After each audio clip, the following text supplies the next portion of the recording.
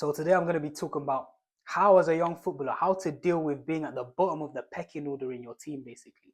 So we've all played on teams. We've all played on football teams, and on every football team that you play on, we all know that there's a hierarchy. No, people may not talk about it, but deep down we all know like who are the best players, who are middle of the pack, and who are just the worst players, the shit guys, basically. We all know who that is. And I'm just here to say that as a young player, no matter how good you are, as you climb through the levels, you're eventually gonna have to take that space of being one of the shit guys. And that doesn't mean you're actually shit, but that just might just come down to you just don't have the experience. Maybe you've been the star boy from 10 years old and you've just worked your way up. You've worked your way up. Let's say you're in an academy, you've worked your way up, you worked your way up, you've played 18s, 23s, and then you get to the first team. Now, obviously, you're still a good, obviously, if you're getting to the first team, you're a good player. But as soon as you get into that first team, you go from here to you go from like the best player on like the under 21s to like the worst player on the first team, simply because you don't have experience. You simply because you don't have experience, you've never played before. Maybe in the future you can be better than your team, better than your current teammates. But right now, because you literally have no experience, you're literally at the bottom of the pack. And obviously, if you've been a star boy your whole life, that might hurt your ego. That might be like, oh damn, like I used to be the best, and then you might just get humbled. You might walk into your first training session thinking, yeah, I'm that guy. Give me the ball, and then as soon as you receive the ball, someone just come clamped you like that, taking the ball off you like that, and you're like, damn, and you start to actually see the levels. And this doesn't even have to just be moving into the first team. This could literally just be like you're a 13-year-old. You've always been the best player on your team, and then you've moved teams for the first time to a team in a higher division. And then now you've gone into that team thinking, yeah, I've always been the man on my team, so I'm gonna come in and I'm gonna be the man on this team. You have your first training session with that new team in a higher division, and you get humbled. You're literally down in the pecking order. You're like, okay, that's when you start to see. That's when you start to see the actual levels. You came in thinking you're the man, and then nah, you quickly realize that, oh damn, I actually need to improve. I actually need to put in some work because the guys on this team are way better than my other teammates. So in this video I'm literally just be telling you how to deal with being at the bottom of the pecking order, and not just deal with it in terms of how to stay there. How to deal with it and how to get out of there. Literally just telling you the steps of how to get out of there, how to go from bottom of the pecking order to middle to literally one of the first names on the team sheet, one of the star players. So let's get it. So the first thing you need to do when this happens is literally accept that it's part of the process. Don't beat yourself up about it. Don't sort of lose confidence. Don't take it personally and be like, oh, I may not be a good player. Nah, none of that. Literally just accept that it's part of the process. Trust me. Every great player has actually had to be like, every single like great player who's made it as a professional, you've literally seen it pretty much all the time. You've seen it that they've had to be like sort of like the rookie with no experience. You know what I'm saying? Like, I'm pretty sure with Messi at Barcelona, this guy, I'm pretty sure Messi didn't even play in the Champions League final. I don't know if that was because he was injured. But I'm pretty sure he didn't play in the 2006 Champions League final. And even if he was fit for that game, he probably wouldn't have. I'm pretty sure he probably would have started. There was probably other guys ahead of him, other guys like Eto'o, Ronaldinho, Deco, all these ballers basically. So even he had to like sort of wait for his turn, wait patiently. I'm pretty sure he made his debut probably like in like 2004 for Barca, but it wasn't until like 07, 08 till he became like, okay, till everyone was like, okay, Messi's the guy now. So even Messi, even Ronaldo at United, literally, Ronaldo came in when he was 18, and it took him like 3 years to really become that guy. The years before that, you hear like Rio Ferdinand telling the stories all the time where the guys will be laughing at him. He'd try a few step overs and then he'd fail, or he'll try a step over and he'll fall over the ball. Everyone's laughing at him. And then he'll take his bag off the training, head down like this, and he'll just go practice by himself. He'll use like he'll start training by himself with ankle weights, just get a bag of balls and just start shooting, just start working on his game. Literally, if you're bottom of the pecking order, that's literally how you're meant to respond. You're not meant to just put your head down, go home, and sulk about it, talking about I'm a bad player. This nah, Ronaldo, he did it the right way.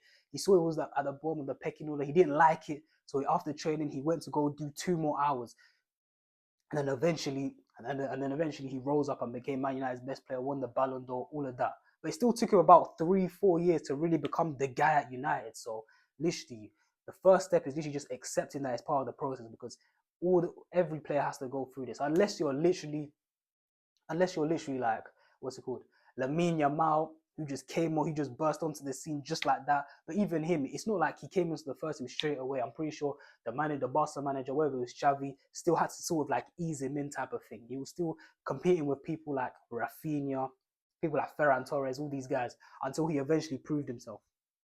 But obviously he's like an outlier.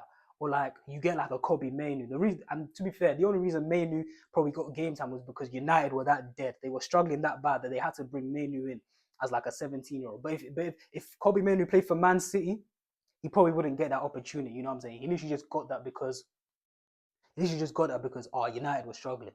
But when you actually play for a good team like Messi and Ronaldo were, like Messi at Barca, Ronaldo at United, you're probably gonna have to wait for that. You're gonna have to wait for that chance.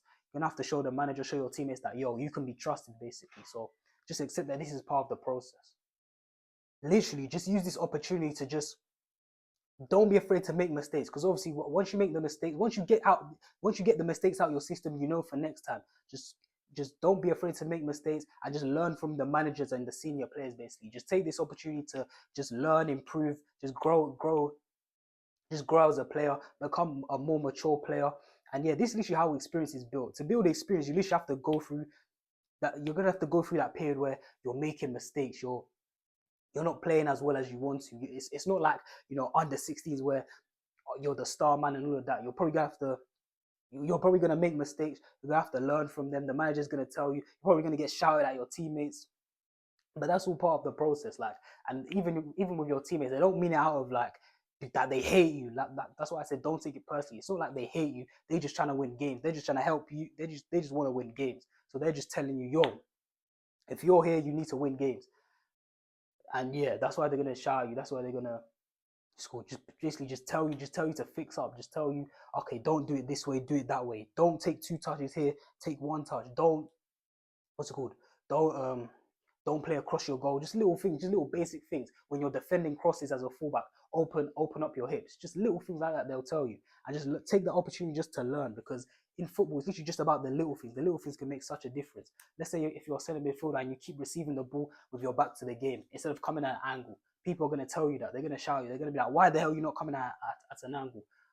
Just little things like that. Just take that opportunity to just learn little things like that, and just be a student basically. Just literally just leave your ego at the door and just be like, yo, all right, cool. I'm just gonna learn from these senior players. There's a reason why they've been in the first team for so long. So yeah, literally just take that opportunity just to learn. And even if you make mistakes, just keep telling yourself that, yo, this is part of the process. This is what I have to go through before I become one of the guys on the team, basically. So yeah. So the next point is, I touched on it a bit in the last point, is literally just leaving your ego at the door, like I said, and just having humility.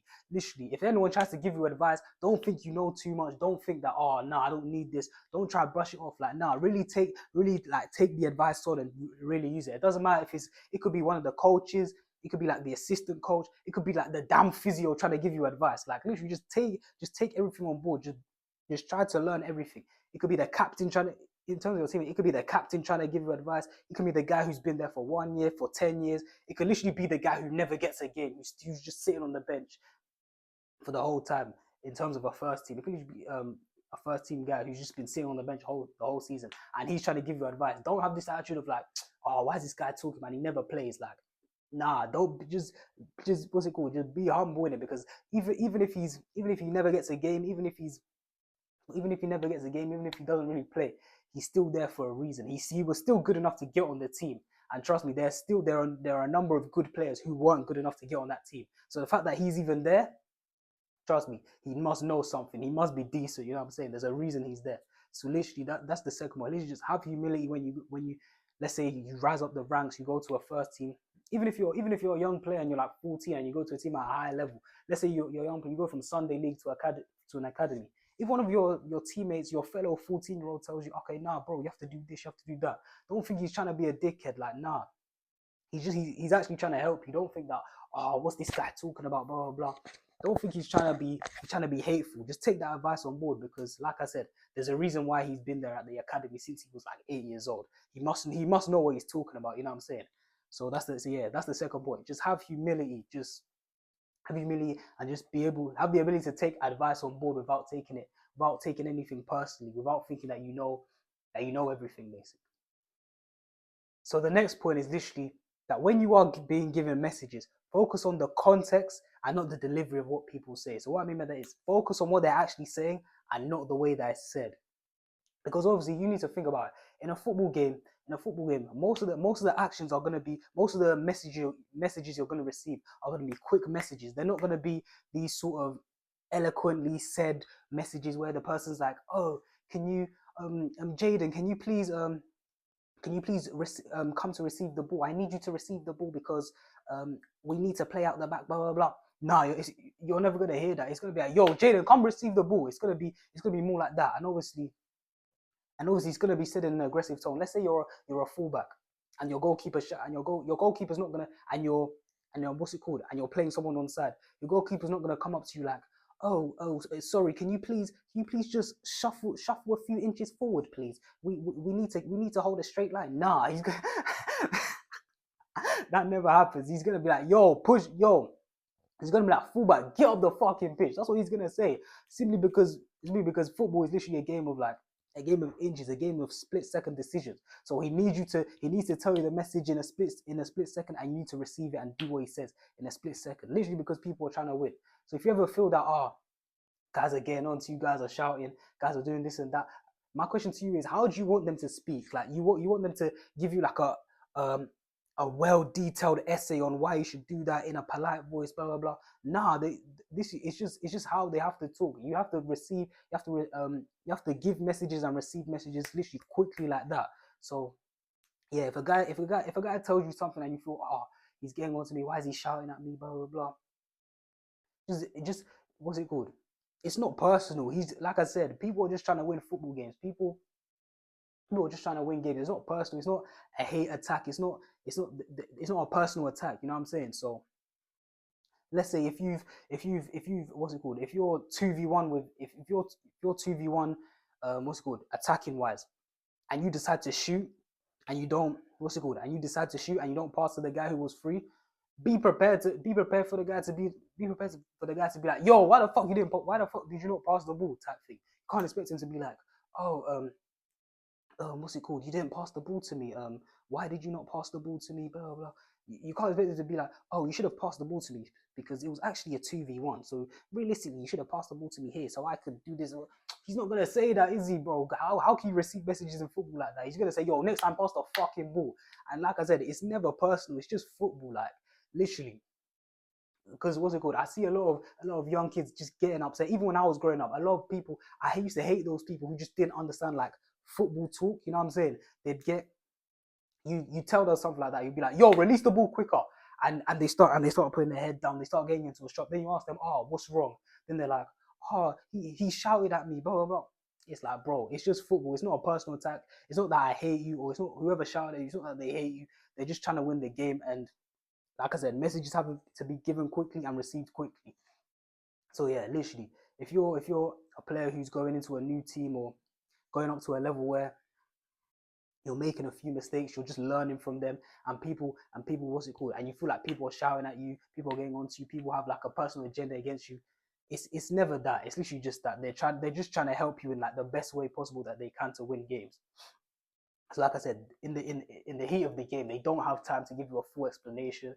Do this, do that. They might do that in the changing room. In the changing room after, you could have a conversation and be like, okay, why did you shout at me here? What do I need to do better next time? But obviously on the pitch, they're not going to be able to do that. So don't. So even if you get shouted at when you're being told to like pass the ball quicker or do this or do that, don't let it affect your confidence. Don't feel like, oh, this player doesn't like me, blah blah blah. No, just keep on playing the game and just understand that, yo, this is how guys have to talk in football. So literally just listen to what is being said and not how it is being said.